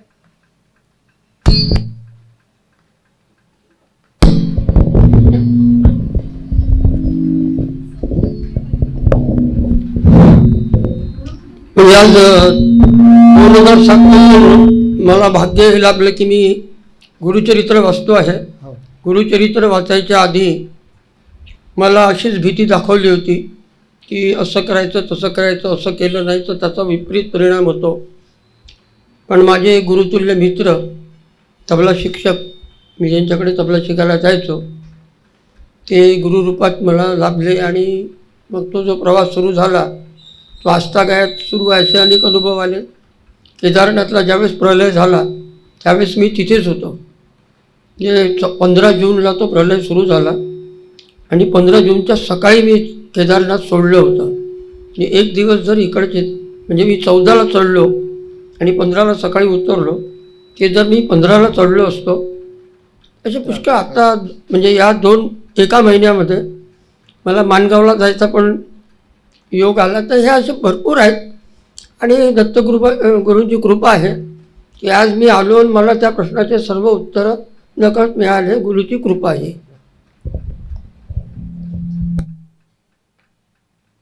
तुमच्या प्रश्नाचं जे उत्तर आहे की नर्मदेची परिक्रमा कुठून सुरू करावी असं तिच्या शास्त्रामध्ये कुठेही लिहिलेलं नाही. ज्या ठिकाणाहून तुम्ही सुरू करता त्याच ठिकाणी ती संपवायची असते. पण होतं असं की आपण जेव्हा ही परिक्रमा करतो, या परिक्रमेच्या काळामध्ये 1 कोटी शिवलिंग नर्मदेच्या किनाऱ्यावरती आहे. आणि हे साधे शिवलिंग नाहीत. त्या जागे कुठल्या तरी सिद्ध मुनींनी किंवा देवतांनी किंवा अन्य काही जणांनी तिथे साधना, तपश्चर्या, जप असं काहीतरी केलेलं आहे, कुठलं तरी अनुष्ठान केलं आहे, त्याच्यासाठी तिथे शंकराची स्थापना केली आहे. अशा 1 कोटी शिवलिंगांचं तुमच्या दर्शन होतं. आता 8 कल्पांपासून ती अखंड वाहते आहे. आता बरीचशी नाहीशी झाली आहेत, काही मंदिरं नाही आहेत, काही आक्रमणांमध्ये मग तोडल्या गेली. आता तरी माझ्या अंदाजाने एक 4 ते 5 हजाराच्या जवळपास मंदिरं मी स्वतः पाहिली. आणि आता त्याचं मोजमाप नाही आहे माझ्याकडे, पण 4-5 हजारांच्या वरती शंकराची मंदिरं मी पाहिली. आणि नर्मदेला हा म्हणजे मिळालेला शंकरांकडनं वरदानच आहे की तिच्या प्रवाहामध्ये सापडणारा हर कंकर हा शंकर आहे. त्याच्यामुळे तिथल्या आणलेल्या एखाद्या गोट्याला तुम्ही घरी आणून तुम्हाला त्याची प्रतिष्ठापना नाही करावं लागत, त्याच्यात साक्षात शंकर आहेत. तर ह्या शंकराला आपण प्रदक्षिणा मारत नाही. आणि नर्मदेची परिक्रमा करताना शंकराला प्रदक्षिणा होते, म्हणून त्याचं पापक्षालन किंवा प्रायश्चित्त म्हणून तुम्ही जी नर्मदा जल सोबत घेता त्यातलं अर्ध जल ओंकारेश्वराला आणि अर्ध जल ममलेश्वराला अर्पण केलं नाही तर तुमची परिक्रमा पूर्ण होत नाही. मग काय, दुसऱ्या कुठल्या स्थानावरून जर आपण परिक्रमा उचलली तर मग आधीच एवढं चालून आलेलो असतो, मग लोकांचा विचार होतो की आपण घरी जाऊ, घरून मग परत ओंकारेश्वराला जल अर्पण करायला येऊ, आणि ते होत नाही. म्हणून शक्यतोवर सगळी लोक ही ओंकारेश्वरावरनंच परिक्रमा उचलतात. म्हणजे तिथेच संपली की तिथेच जल अर्पण केलं, तिथेच कन्याभोजन केलं की आपापल्या घरी आपण जायला मोकळे. म्हणून शक्यतोवर लोक ओंकारेश्वरावरनं परिक्रमा सुरू करतात. परिक्रमा सुरू करण्याचा कालावधी पण सांगून देतो, कारण आपल्या महाराष्ट्रात एक पद्धत आता चालू झालेली आहे की दसऱ्यानंतर परिक्रमा सुरू करण्याची. पण आपण सर्व स्वामी भक्त आहोत, दत्तभक्त आहोत, त्याच्यामुळे शास्त्राला जे अनुकूल आहे तेच आपण केलं पाहिजे, हे महाराजांची आपल्याकडनं इच्छा आहे. म्हणून कार्तिक पौर्णिमेच्या आधी म्हणजे देव उठणी एकादशीच्या नंतरच परिक्रमा सुरू केली पाहिजे, त्याच्या आधी परिक्रमा सुरू करू नये. हां, जर गुरु आज्ञा आपल्याला असेल, तर आपल्या गुरूंनी जर सांगितलं असेल की हो तुझा दसऱ्यापासून, तर मग मी सांगणारा कोणी नाही. पण शक्यतोवर, कारण आपण महाराष्ट्रातली लोक परिक्रमेच्या त्या नर्मदा खंडामध्ये सगळा महाराष्ट्र बदनाम झालेला. महाराष्ट्रातला म्हटलं की तिकडे आश्रमातल्या लोकांच्या भोवयाच अशा एकदम बघण्याचा दृष्टिकोन बदलून जातो. फार थोडे लोक आहेत. म्हणजे माझाच अनुभव सांगतो, मी पहिल्याच दिवशी भांडलो, कारण मला सगळ्यांनीच सांगितलं, ते यूट्यूबवरती ते मार पुस्तकं सगळ्या याच्यामध्ये एकच गोष्ट लिहिली होती की लुंगी घालून परिक्रमा करायची असते, ज्याला छाटी म्हणतात. आता मी थोडं बहुत, आपण ब्राह्मण घरात जन्माल्यामुळे थोडं बहुत शास्त्र माहिती, बा विना काष्टा घालून आपण कुठलं कार्य केलं नाही पाहिजे हेही ऐकलं होतं. मी जाताना धोतरच घेऊन गेलो, म्हटलं मी लुंगी नेसणारच नाही, मी धोतर घालूनच परिक्रमा करीन. मग ज्यांनी संकल्पाची पूजा करून घेतली त्या महाराजांना मी विचारलं, म्हटलं महाराज हे असं का? त्याचं कारण असं आहे म्हणे की तुम्ही संन्याशी आहे म्हणे, तर संन्याशी माणूस हा लंगोट नेसतो म्हणे, म्हणून त्याला लुंगी घातलेली चालते, कारण त्यांनी ऑलरेडी काष्ट्यासारखं लावलेलं असतं बा. पण जे नाही लंगोट, आता कोणीच लंगोट लावत नाही, मग त्यांना मात्र काष्ट्याशिवाय पर्याय नाही. पण प्रचलन असं झालं की बा चालत नाही असा भाग नाही तो, म्हणजे त्याला काय म्हणतात, अफवा म्हणा किंवा चुकीची गोष्ट पसरवल्या गेली, तशा पद्धतीचा तो भाग झालेला आहे. मी पूर्ण परिक्रमा धोतर घालून केली, छातीपर्यंतच्या पाण्यात उतरून, कुठे कुठे नर्मदेला प्रवाह येऊन मिळतात बाकी नद्यांचे, तर तिथे तुम्हाला पाण्यातून जावं लागतं, चिखलातून जावं लागतं. मी त्याचा विचार केला नाही. मी पहिल्याच दिवशी ठरवलं की नाही, धोतर घालूनच परिक्रमा करील, आणि शेवटपर्यंत, म्हणजे फाटलं माझं धोतर नंतर किती ठिकाणी, तर मला 2-4 लोकांनी टोकलं, फटा हुआ कपडा नहीं पहनना चाहिए, बोले मैं परिक्रमावासी हूँ, फटे में आनंद आहे म्हटलं.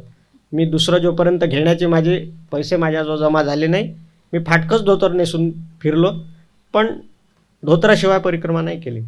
त्याच्यामुळे ते करायचं. आणि परिक्रमेला म्हणजे बरेच लोक आता महाराष्ट्रातली आहेत की जे नेमावरवरनंही सुरू करतात, कारण ते मैयाचं नाभिस्थान आहे. हा कोणी अमरकंटकवरनं पण सुरू करतात की उगमापासून सुरू केली पाहिजे बा. तिथे आणखीन एक पद्धत आहे ज्याच्यात बरेच मतमतांतर आहे, मी ते पण आपल्याला सांगून देतो की शक्यतोवर, म्हणजे मी ज्यांना विचारलं आणि मला ज्यांनी सांगितलं त्याच्यानुसार, आपण पहिल्या दिवशी जे जल उचलतो तर बऱ्याच ठिकाणी ह्या, जसं आता आपण समुद्राच्या संगमावर जातो तर त्याच्यात बरेच लोक काय करतात की आपल्या त्या मैयाजवळ ते जल आहे ते त्याच्यात टाकतात आणि समुद्रातलं थोडं पाणी भरून घेतात. मग असं नेमावरला पण करतात आणि असं ओंकारेश्वराला पण अमरकंटकला पण करतात. तर शक्यतोवर पहिल्या दिवशी जे जल उचललं ते शेवटपर्यंत बदलायचं नाही. म्हणजे हा आपल्याकडच्या लोकांनी तरी हा प्रघात पाळला पाहिजे. तिकडे एमपीतले जे लोक आहेत ते लोक हे करतात, पण ते योग्य नाही. त्याच्यामुळे जे पहिल्या दिवशी जल घेतलं ते शेवटपर्यंत ठेवलं पाहिजे.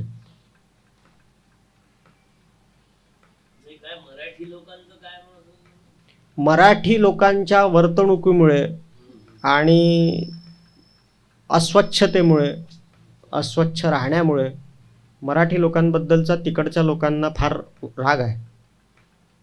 म्हणजे मी असेही लोक परिक्रमेत बघितले की जे दिवसाला 60 किलोमीटर चालायचे आणि सगळी वारकरी संप्रदायाशी निगडीत लोक होती. ते चुकीचं करत आहेत असं नाही माझं म्हणणं आहे, पण त्यांची ती पद्धत आहे, त्यांना तसा सवयीचा भाग होता. कारण ती पंढरीची वारी करणारे लोक असतात, घरून निघाले की पांडुरंगाचं दर्शन घ्यायचं आणि पांडुरंगाचं दर्शन घेऊन घरी परत यायचं, ही त्यांची नियम आहे. पण परिक्रमेत असं नाही आहे. परिक्रमेमध्ये अनेक मंदिर आहेत, शंकराचीच मंदिर आहेत, अनेक सिद्धमुनींच्या तपस्येच्या तिथे जागा आहेत, अनेक लोक आजही चांगले चांगले मोठे सिद्ध महंत तिथे राहतात आहेत. मग ती रज आपल्याला लागणं हे पण तितकंच महत्त्वाचं आहे. म्हणजे एका ठिकाणी इंद्रानी तप केला आहे, तिथे इंद्रेश्वर महादेव आहे. कोणाला शाप मिळाले म्हणून त्यांनी शापाचं परिमार्जन करण्यासाठी केला आहे. रामाने सुद्धा रावणाचा वध केला, तर ब्रह्महत्या झाली म्हणून त्याचं पापक्षालन, त्याच्यासाठी प्रायश्चित्त म्हणून नर्मदेच्या काठी रामाने सुद्धा काही कालखंड घालवला आहे. महाभारत काळामध्ये सुद्धा तिथे स्वतः पांडवांनी स्थापन केलेलं अत्यंत सुंदर शिवलिंग आहे की जे शिवलिंग कुठेच पाहिलं जात नाही. अत्यंत सुंदर आहे. मंदिर इतकं छोटंसं आहे, पण मंदिराच्या कळसामध्ये श्रीयंत्र आहे. किती, हे कधीच पाहायला मिळणार नाही आपल्याला आताच्या याच्यामध्ये, तर हे शक्यच नाही. पण ही सगळी मंदिरं हे आजही त्यांच्या त्यांच्या जागी त्यांच्या म्हणजे इतिहास घेऊन तो गर्वानी ते लोक आहेत. पण आपले लोक काय करतात, सकाळी लवकर उठतात, मग शौचाला जायचं असतं तर हे बाहेर जावं लागतं नर्मदे, कारण तिथे संडास हे सगळी पद्धत नाही आहे, बाहेरच उघड्यावरती शौचाला जावं लागतं. मग शौचाला जायचं तर मग निदान थोडं आश्रमाच्या गेटच्या बाजूलाही बसणारे लोक आहेत आणि दुर्दैवाने ते महाराष्ट्रीयन असतात. राहतील तिथे स्वच्छता ठेवणार नाही, काही खातील तर प्लॅस्टिकचे पाकिटं तिथेच टाकतील, तर असं सगळं त्यांचं वर्तणूक असल्यामुळे महाराष्ट्रांबद्दल आणि कुठला नियम पाळत नाहीत. मुख्य म्हणजे सकाळी 4ला सुरू करतात चालणं, रात्री 6, 7, 8 वाजेपर्यंत चालतात. यांनी अडचण काय होते की आश्रमातली जी लोक असतात त्यांना अंदाज नसतो ना की किती लोक येणार, आज काय होणार. आता मी जनरली जसं करायचो की मी 11-12 वाजेपर्यंत, साधारण 11, 11:30 किंवा खूप जास्त झालं तर 12 वाजेपर्यंत मी आश्रमात थांबून जायचो. आश्रमात थांबायचो म्हणजे ते तासाभराने नंतर मग मला जेवण मिळायचं, दुपारची जी भोजन प्रसादी मिळायची. कारण त्यांना अंदाज यायचा की आज आता 10 लोक आपल्याकडे आले आहेत. मग ते विचारायचे की बाबाजी पीछे कितनी मूर्ती आहे, तिथे किती माणसं येतात आहे, किंवा असं नाही विचारत, पीछे कितनी मूर्ती आहे असं विचारायचे. मग त्या अंदाजाने ते लोक स्वयंपाक बनवतात. तिथे तसं अन्नपूर्णा ही प्रसन्न आहे, त्याच्यामुळे कमी पडत नाही आणि बनलेलं हे वाया कधीच जात नाही. पण अंदाज येत नाही ना, मग वेळेवरती त्यांना इलाज नसतो, त्यांचं अन्नपूर्णा ते बंद करतात, शांत करतात आणि त्याच्यानंतर लोक पोचतात. मग एकदा अग्नी शांत झाल्यानंतर मग ते परत अग्नी प्रज्वलित करत नाहीत दुसऱ्या दिवशी शिवाय. नियम आहेत, आश्रम आहेत. मग उपाशी झोपावं लागतं. मग आश्रमवाल्यांना काही ते बोलतात.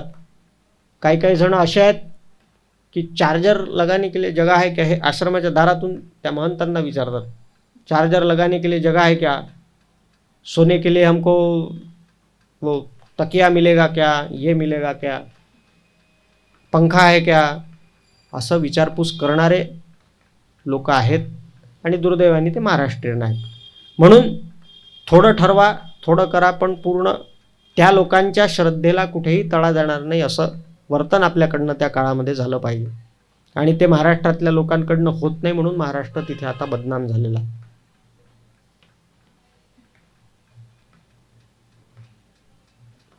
परिक्रमेमध्ये बरेच सिद्ध योगी पुरुष यांचेही तुम्हाला दर्शन किंवा सहवास मिळाला असेल, आणि परिक्रमा करणारेही असे बरेच असतील तुमच्यासोबत, तर त्याच्याबद्दल थोडं काही बघा, माझं सद्भाग्य हे बघा आणि गुरूंचं नियोजन की लोक तर पुष्कळ मिळत गेली ती काही विशिष्ट दिवसां.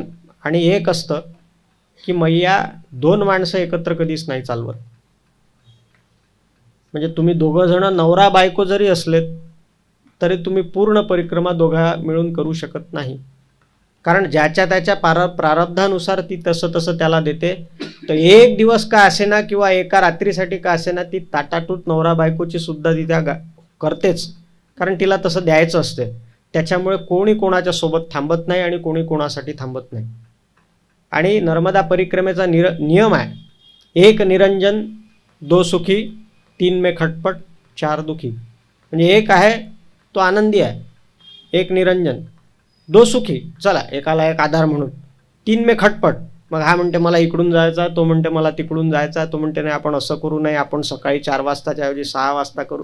हे चालू म्हणजे राहिलं तुमचं नामस्मरण, राहिलं तुमची उपासना, हे सगळं वार्तालाप सुरू होतं. आणि 4 म्हटले की 4 दिशेला 4 तोंड.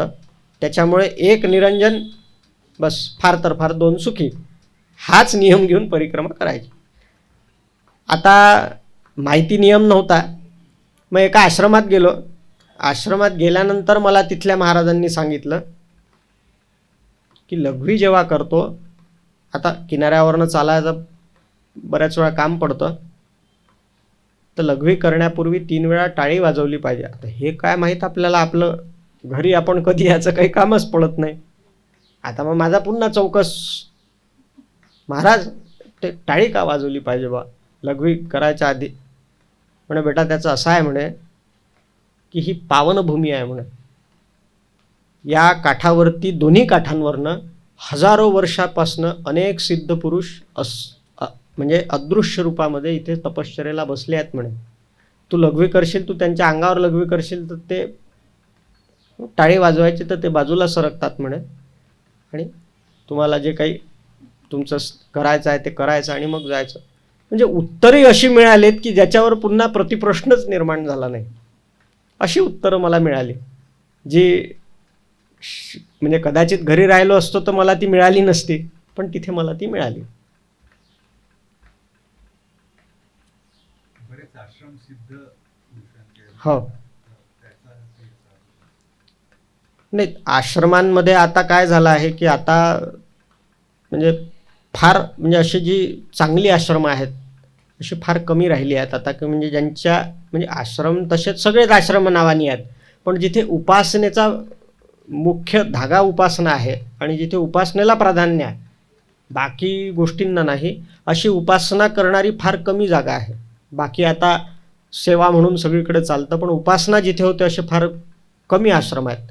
त्याच्यातला लक्कडकोट झाडीमध्ये जो आश्रम आहे तो मात्र प्रचंड कडक आहे आणि सुंदर. दुसरा मी तुम्हाला आत्ता मगाशीच सांगितलं की जिथे मला जे महंत स्वतः येऊन पायाला तेल लावून देतात. गिरणारी गुफा आहे परिक्रमेच्या मार्गावरती, आणि खूप सारे आश्रम आहेत, खूप सारे सिद्ध पुरुष आहेत. काही काही तर मिळतही नाहीत. म्हणजे बऱ्याच वेळेला आपलं दर्शनही होत नाही, कारण आपण जातो तेव्हा ते झोपलेले असतात. म्हणजे बाकी सगळं आपलं अन्निक आटपून आणि आपण उठून निघायच्या वेळेपर्यंत त्यांचं सगळं अन्निक सुरू झालेलं असतं. त्याच्यामुळे बऱ्याच ठिकाणी तर दर्शन पण झाले नाही. पण खूप सिद्ध पुरुषही होते, पण आता ते किती होते काय होते नाही माहीत. दर्शनं तर खूप लोकांची झाली, खूप ठिकाणी राहिलो, म्हणजे अगदी गोठ्यातही राहिलो, उघड्यावरती झोपलो, पाराखाली, झाडाच्या पाराखाली असं त्याच्याही खाली झोपलो, आणि एकदम चांगल्या घरामध्ये पॉश ठिकाणी पण झोपलो. असं सगळंच झालं. म्हणजे असं दाखवलं नाही तिने असं काही नाही. एक इच्छा मात्र होती की चंद्रमौळी जी झोपडी असते बा त्याच्यात राहायचं, हे माझ्या मनात परिक्रमा चालू असताना होतं, पण ते काही योग आला नाही. पण एक दिवस माझ्यासोबत एक 5-6 जणांचा आमचा ग्रुप होता. ती सगळी लोक समोर गेली आणि मी पोचलो लेट.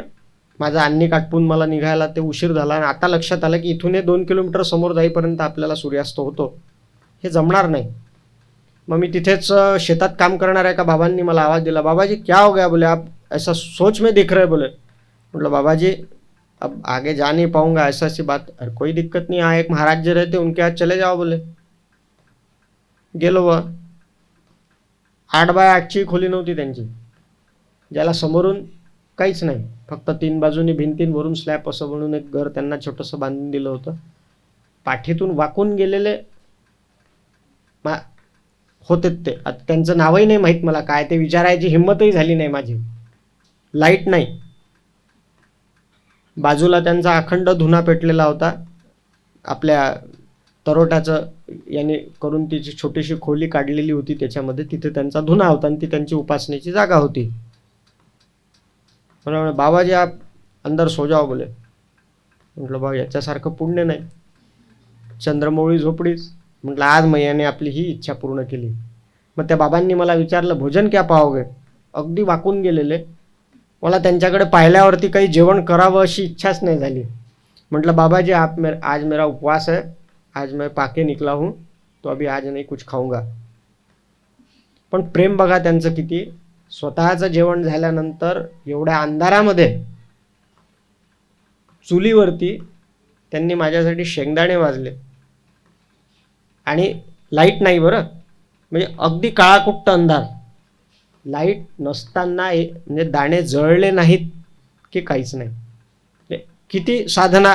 एखाद्यावरचं गूळ, दाणे आणि पेलाभर दूध गरम हे त्यांनी मला दिलं. त्यावेळेला म्हणजे रडलो तर मी अनेक ठिकाणी आहे, पण हे असे प्रसंग होते की ज्याच्या समोर माझं म्हणजे काहीच विचार करूच शकत नव्हतो, असे काही प्रसंग होते.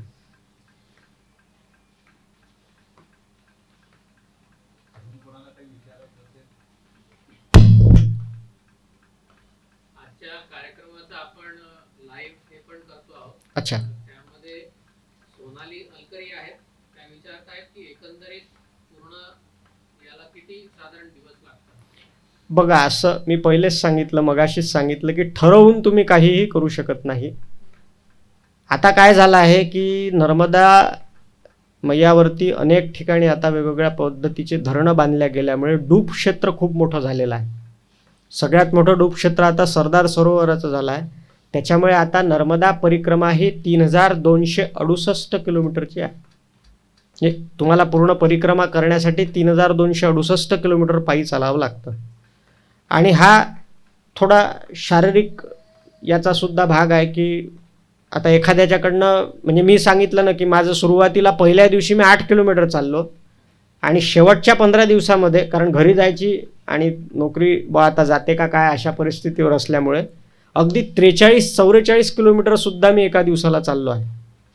तर ते कसं चालवायचं कसं नाही हे पण एक अंदाज साधारण जर घेतला तर 100 ते 140 दिवस ही परिक्रमेला लागतात.